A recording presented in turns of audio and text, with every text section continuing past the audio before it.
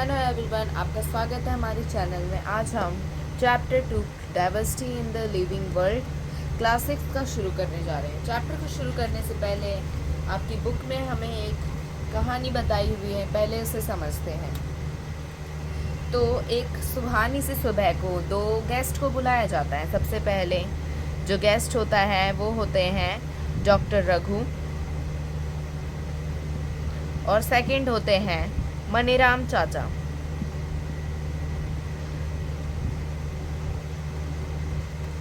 आखिर अब बुलाया क्यों जाता है? एक नेचर वॉक के लिए। और आखिर इन्हें बुलाती कौन है? बच्चों की साइंस टीचर, जिनका नाम क्या है? सुलेखा है मैम है। ठीक है, ये लोग एक नेचर वॉक में जा रहे हैं। जो डॉक्टर रघु हैं, ठीक है, जो डॉक्टर रघु हैं वो एक पास की रिसर्च लेबोरेटरी में एक साइंटिस्ट है, और मनीराम चाचा कॉरपोरेशन से आए हैं, यानी कि जैसे कि जो कम्युनिटी होती है गांव के, उस तरफ से मनीराम चाचा आए हैं।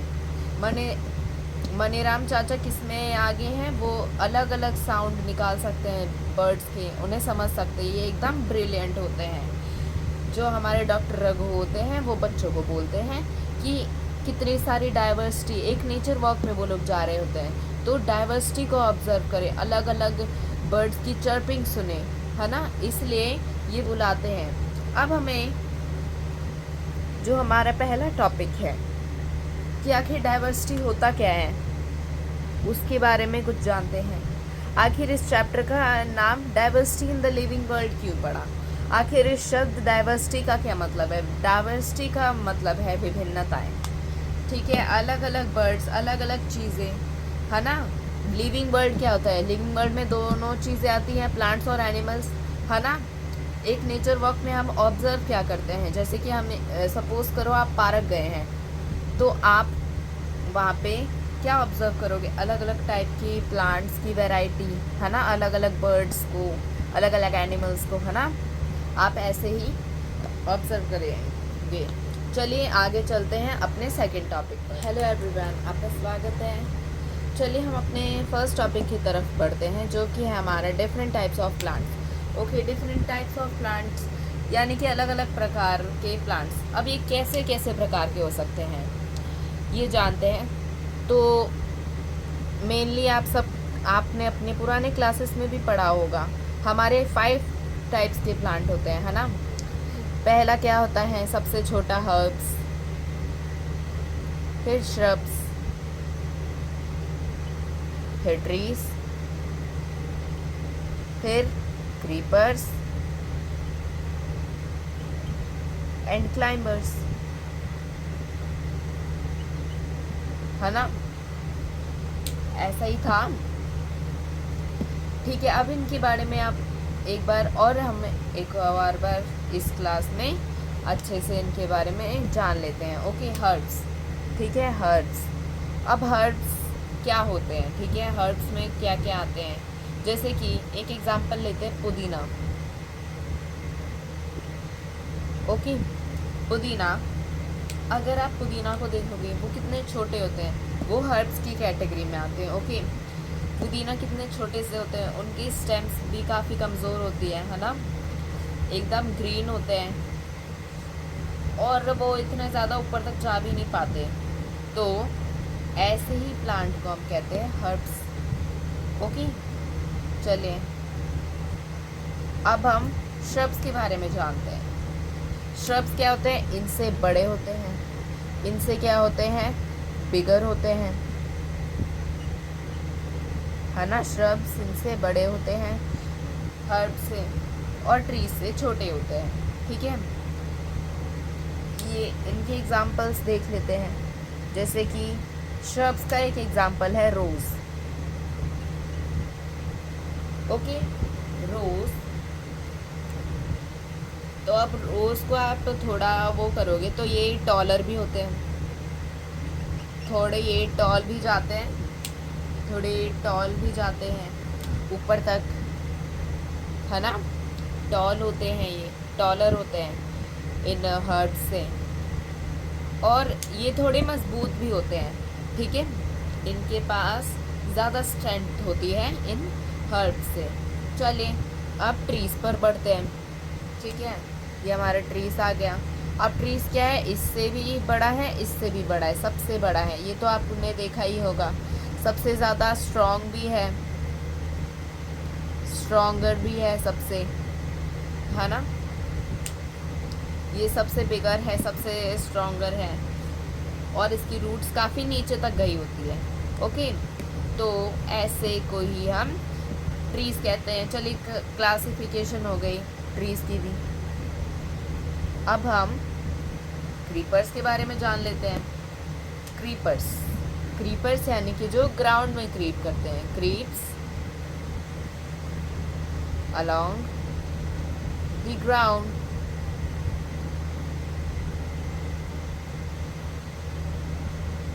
है ना। क्रीपर्स वो प्लांट होते हैं जिनके पास स्टेम इतनी ज़्यादा वो स्ट्रॉन्ग नहीं होती, इसलिए वो ऊपर नहीं जा पाते, है ना, ऊपर ग्रो नहीं कर पाते। तो वो क्या करते हैं कि ज़मीन में ही क्रीप करने लग जाते हैं। ठीक है, ज़मीन में ही क्रीप करने लग जाते हैं। चलिए अब क्लाइंबर्स के बारे में जान लेते हैं। क्रीपर्स के बारे में जान लिया तो अब जैसे कि क्रीपर्स नीचे नीचे ग्रो करते हैं, क्लाइंबर्स क्या करते हैं, ऊपर ग्रो करते हैं। ठीक है, इन्हें हमें क्या देनी पड़ती है, एक सपोर्ट की ज़रूरत होती है। ठीक है, इसे एक सपोर्ट की ज़रूरत होती है।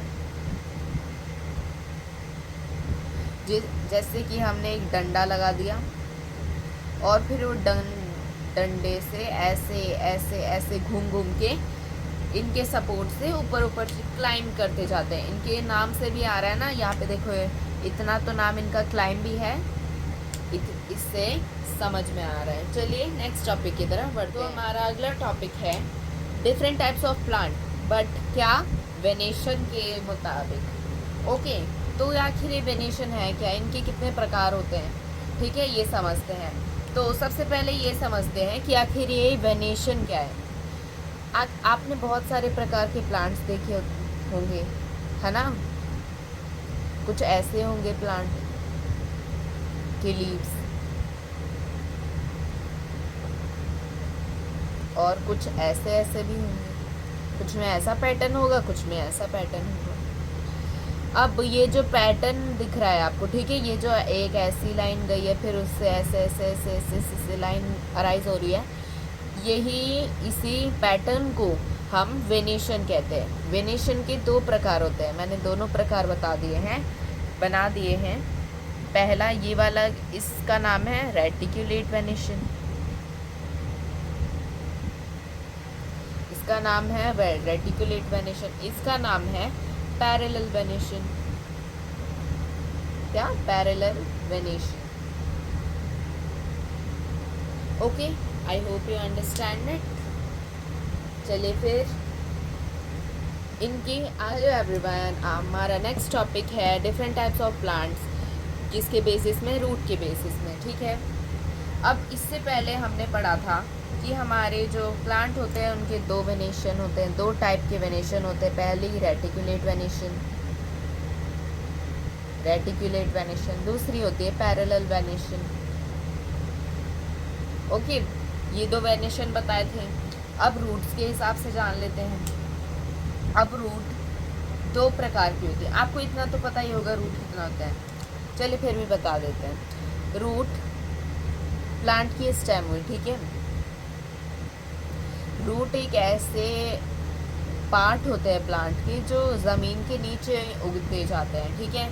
इसी से प्लांट मिनरल्स लेता है, वाटर्स लेता है रूट के भी सहारे। ओके, ऐसे ही प्लांट पानी अपने अंदर लेता है। ये काफ़ी ज़्यादा हेल्पफुल होते हैं प्लांट के लिए। ओके, चलिए इनके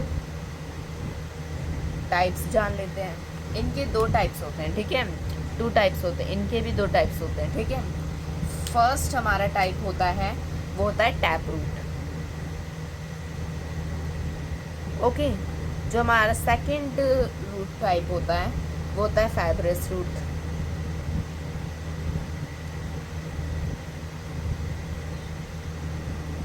ठीक है, पहला हमारा फाइब्रस रूट, ये रहा हमारा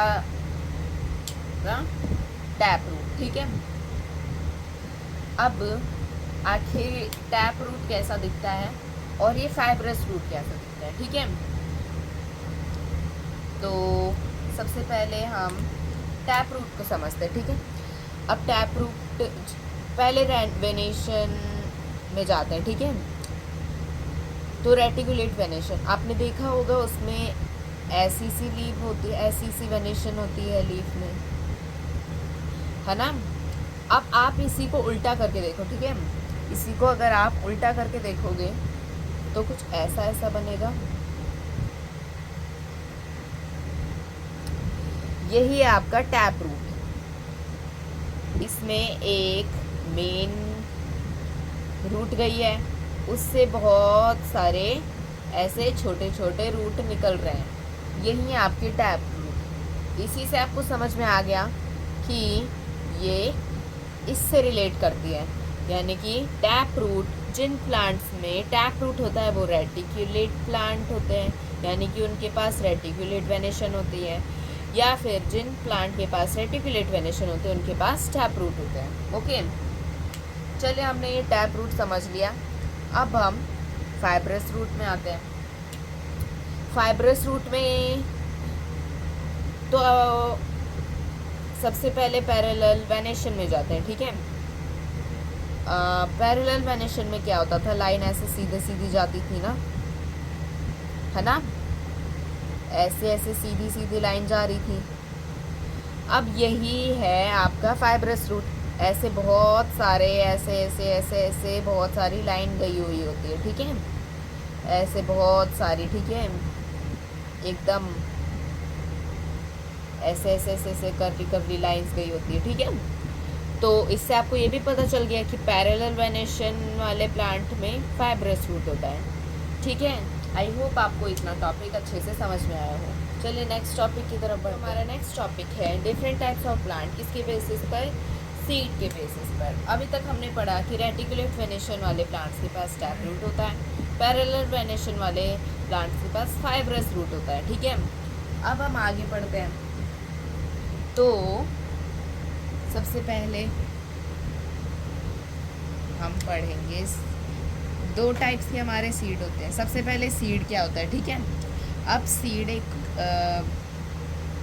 ऐसे दिखता है, ये किस में होता है, प्लांट के अंदर होता है, प्लांट के अंदर ही होता है ना।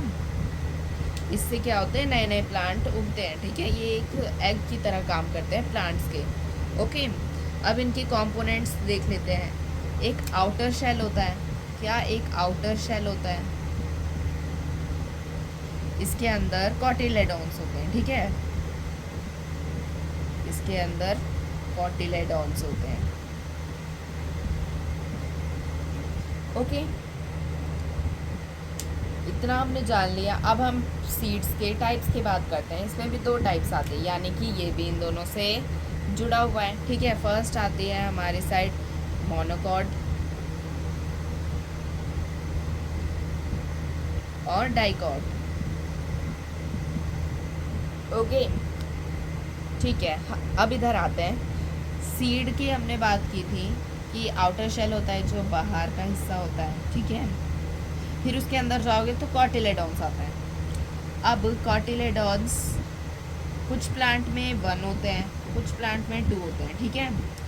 अब जिन प्लांट के पास सिर्फ 1 कॉटिलेडॉन होता है वो मोनोकॉट सीड, वो वाले सीड मोनोकॉट कहलाते हैं, और जिनके पास 2 कॉटिलेडॉन होते हैं वो डाइकॉट सीड या फिर डाइकॉट प्लांट कहलाते हैं, ओके।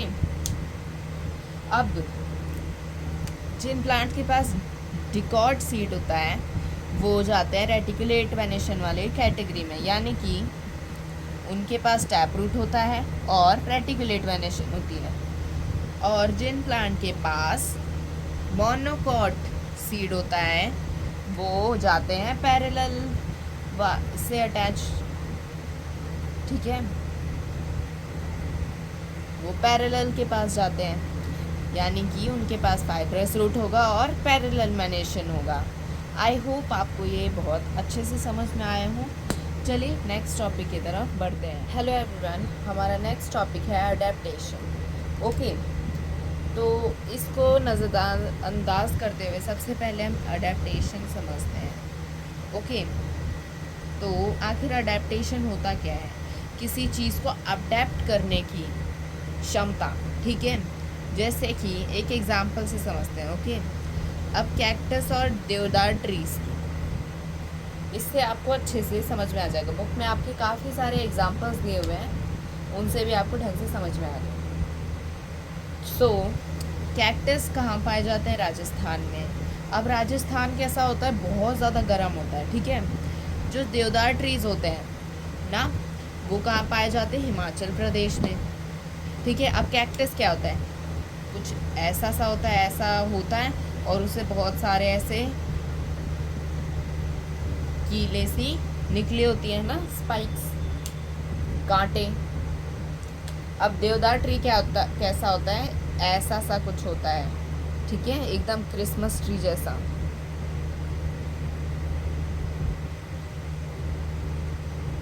ठीक है, कुछ ऐसा सा होता है आपका देवदार ट्री, ठीक है। सो अब सबसे पहले कैक्टस, ठीक है। थिक एंड फ्लैशी स्टेम्स, यानी कि इसके पास थिक और फ्लैशी स्टेम्स होते हैं। अब ऐसा क्यों? क्योंकि जो हमारा डेजर्ट है, ठीक है, राजस्थान क्या है? डेजर्ट है, तो वहाँ पे किसकी कमी होती है? पानी की। अब जब भी इसे पानी कहीं पे भी मिलता है तो वो अपने बॉडी में स्टोर कर लेता है पानी को, जिसकी वजह से वहाँ की एक्सट्रीम गर्मी ये सरवाइव कर लेता है, ठीक है। अब देवदार ट्री के पास क्रॉनिकल शेप होता है, फ्लेक्सिबल और स्लोपी ब्रांचेस होती है, ठीक है। अब देखो, अगर ये हिमाचल प्रदेश है तो ये वाइट डेजर्ट होगा। वाइट डेजर्ट यानी कि जो बर्फीला इलाका होता है, तो स्नोफॉल भी काफ़ी होती होगी। अब स्नो यहाँ पे जमा हो जाती होगी। अगर एक नॉर्मल ट्री को देखा जाए, कुछ ऐसा होता है यहाँ पे, तो स्नो जमी की जमी रह गई है ना, वो फोटोसिंथेसिस कैसे करेगी फिर? सो इनके पास कैसे होते हैं? ऐसी सी शेप होती है, ठीक है, घरों के छतों जैसी, जिससे क्या होता है कि ये जो स्नो आ रही है वो नीचे स्लाइड हो जाती है, ठीक है, जिससे ये आराम से अपना फोटोसिंथेसिस कर सकते हैं, है ना। आया ना, यही है इनकी अडेप्टेबिलिटी। ये किसके लिए अडेप्टेबल है? ये हिमाचल प्रदेश में रहने के लिए अडेप्टेबल है। ये जो कैक्टस है ये राजस्थान में रहने के लिए अडेप्टेबल है। अगर आप इसे राजस्थान में और इसे हिमाचल प्रदेश में रख दो तो फिर ये सरवाइव नहीं कर पाएंगे, क्योंकि वहाँ पे रहने के लिए ये दोनों अडेप्टेबल है ही नहीं। इससे आपको समझ में आ गया होगा कि अडेप्टेशन क्या होती है। एक और एग्जांपल से समझते हैं हमारे नेक्स्ट टॉपिक। हेलो एवरीवन, हमारा नेक्स्ट टॉपिक है अडेप्टेशन। किसके एग्जांपल से समझेंगे?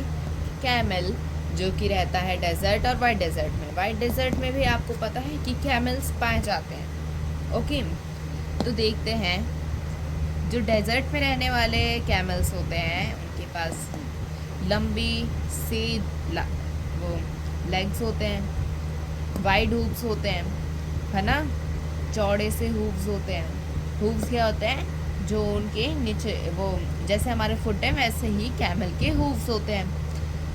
पर जो वाइट डेजर्ट में रहने वाले कैमल्स हैं उनके पास शॉर्टर लेग्स होते हैं, शॉर्टर हूव्स होते हैं। अब एक एग्जांपल से समझे तो रेगिस्तान में बहुत सारा सैंड होता है। सैंड में क्या होता है? धंसने का वो डर रहता है। अगर ये थोड़ा ऐसे चौड़ा रहेगा तो फिर धंसने का जो चांसेस है वो कम हो जाएगा। इसलिए जो राजस्थान में रहने वाले कैमल्स हैं वो बहुत ज़्यादा, उनके पास बहुत ज़्यादा वाइड हूव्स होते हैं। ओके,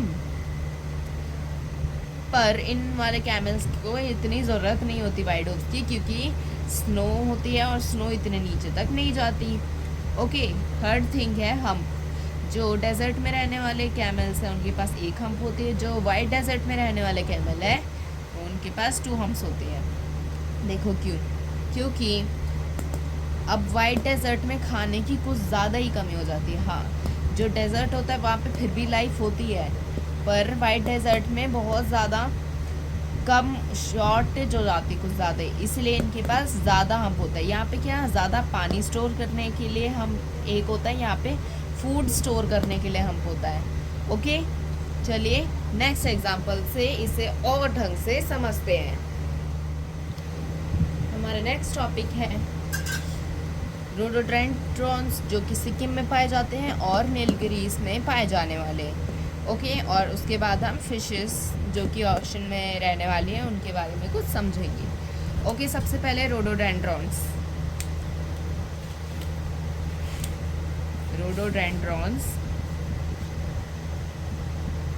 ओके, जो नीलगिरीज में होते हैं उनकी शॉर्ट हाइट होती है, ठीक है, पर जो सिक्किम में होते हैं उनकी हाइट तो बहुत ज़्यादा होती है, वो लंबे होते हैं, ठीक है। अब ऐसा क्यों? क्योंकि नीलगिरीज में रहने वाले रोडोडेंड्रॉन्स हैं वो शॉर्ट इसलिए होते हैं क्योंकि वहाँ पे बहुत तेज़ हवा चलती है। अब हवा से बचने के लिए, उनके लीव्स को शैटर ना होने देने के लिए वहाँ पे शॉर्ट होती है। अब वो प्रॉब्लम सिक्किम में इतनी ज़्यादा नहीं है क्योंकि वहाँ पे माउंटेन्स है, इसलिए वहाँ पे वो बढ़ते चले जाते हैं। ओके, चलिए नेक्स्ट पढ़ते हैं हमारा फिशेस के बारे में। अब फिशेस जो कि अंडमान एंड निकोबार आइलैंड में होती है, ओके, जो फिशेस ओशंस में होती है, आपकी बुक में एग्जांपल दिया हुआ है अंडमान एंड निकोबार आइलैंड्स का। ओके, उनके पास कैसी बॉडी होती है? Streamline body. कैसी? स्ट्रीमलाइन बॉडी, यानी कि ऐसी बॉडी जो कि स्ट्रीम, जैसे कि आपने देखा होगा कुछ ऐसी होती है ना बॉडी की,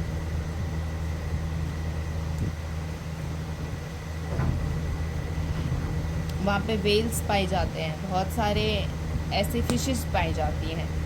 इस वजह से स्ट्रीमलाइन बॉडी होने की वजह से वो वहाँ पे अच्छे से स्विम कर पाती हैं। वहाँ पे कितने सारे फिशेस होते हैं, कलरफुल फिशेस होती हैं, वेल्स होते हैं, है ना। स्ट्रीमलाइन बॉडी की वजह से ही वो अच्छे से तैर पाते हैं। आई होप आपको ये पूरा चैप्टर ढंग से समझ में आया हो और इतने सारे एग्जाम्पल्स को लेने के बाद आपने इस शब्द अडेप्टेशन को भी ढंग से समझ लिया हो। ओके, सो चलिए नेक्स्ट चैप्टर में मिलते हैं। Bye bye.